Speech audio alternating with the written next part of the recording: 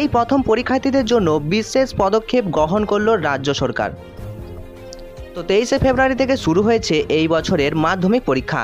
প্রতি বছর পরীক্ষা যাতে সুষ্ঠুভাবে হয় তার জন্য পর্ষদের তরফে একাধিক ব্যবস্থা নেওয়া হয়। পরীক্ষার্থী থেকে শিক্ষকদের জন্য থাকে একাধিক নিয়মাবলী। এবার পরীক্ষার্থীদের সুবিধার্থে আরও একটি নয়া পদক্ষেপ গ্রহণ করল রাজ্য সরকার। তবে এই পদক্ষেপ কেবল পরীক্ষার্থীদের সঠিক সময় পরীক্ষা কেন্দ্রে পৌঁছানোর জন্যই নয়, এতে খুশি ছাত্রছাত্রী থেকে অভিভাবকেরা।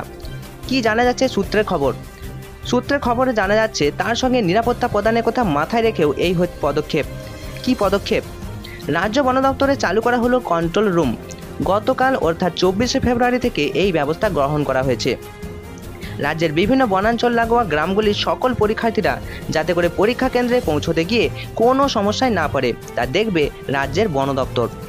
এমনকি বন দপ্তরের গাড়িতেই মাধ্যমিক এবং উচ্চ মাধ্যমিক পরীক্ষার্থীদের পরীক্ষা কেন্দ্রে নিয়ে যাওয়া এবং নিয়ে আসার কথাও বলা হয়েছে। কেন এই পদক্ষেপ গ্রহণ? সূত্রের খবর জানা যাচ্ছে মাধ্যমিক পরীক্ষা শুরুর দিনই অর্থাৎ বৃহস্পতিবার সকালে জলপাইগুড়ি জেলার মহারাজঘাটের বাসিন্দা অর্জুন দাস বেলাকবা হাই স্কুল পরীক্ষা কেন্দ্রে মাধ্যমিক পরীক্ষা দিতে যাওয়ার সময় ভালোবাসা মোড় জঙ্গল এলাকায় হাতির আক্রমণে প্রাণ হারান। এই ঘটনার পর সরকারের তরফে এই সিদ্ধান্ত নেওয়া হয়েছে।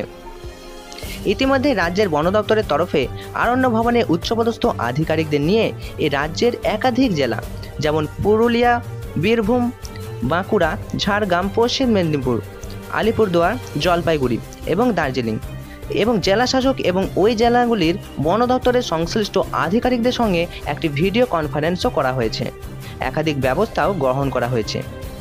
কোন কোন ব্যবস্থা গ্রহণ করা হয়েছে ছাত্রছাত্রীদের জন্য? জঙ্গল সংলগ্ন বিভিন্ন গ্রামগুলিতে যেখানে হাতি এবং অন্যান্য হিংস্র জন্তুরা হানা দিতে পারে বা আগেও দিয়েছে তার প্রতিরোধ স্বরূপ ব্যবস্থা গ্রহণ করা হয়েছে। জঙ্গল এলাকায় জনসচেতন বাড়ানোর জন্য বিভিন্ন বিজ্ঞপ্তি প্রকাশ এবং জঙ্গল এলাকায় মাইক নিয়ে জনসচেতনতামূলক প্রচার করা। গ্রাম সংলগ্ন জঙ্গলগুলির মধ্যেকার রাস্তাগুলির সাবধানতার সঙ্গে ব্যবহার। জঙ্গলগুলির প্রবেশপথে ড্রপ গ্রেড নির্মাণ। আগে থেকে ড্রপ গ্রেড থাকলে সেটি মেরামত ও রক্ষণাবেক্ষণ। প্রয়োজনে সেই সকল এলাকার মাধ্যমিক এবং উচ্চ মাধ্যমিক পরীক্ষার্থীদের পরীক্ষা কেন্দ্রে নিয়ে যাওয়ার জন্য যদি জঙ্গলের রাস্তা ব্যবহার করতে হয় তাহলে বন দপ্তর নিজ দায়িত্বে সেই সকল পরীক্ষার্থীদের নিরাপত্তার সহিত পরীক্ষা কেন্দ্রে পৌঁছে দেবে। আবার পরীক্ষা শেষে বাড়িতে নিয়ে আসার ব্যবস্থাও করবে।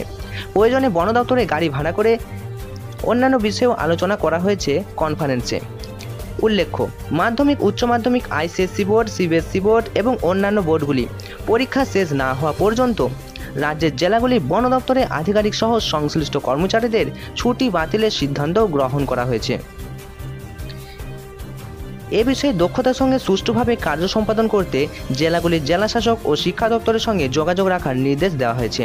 অন্যান্য পদক্ষেপ হিসেবে রাজ্যের সকল পরীক্ষার্থীদের সুবিধা দিতে রেলের তরফে শিয়ালদহ পূর্ব রেলের ট্রেনগুলির স্টেশন স্টপেজের পরিবর্তনও করা হয়েছে।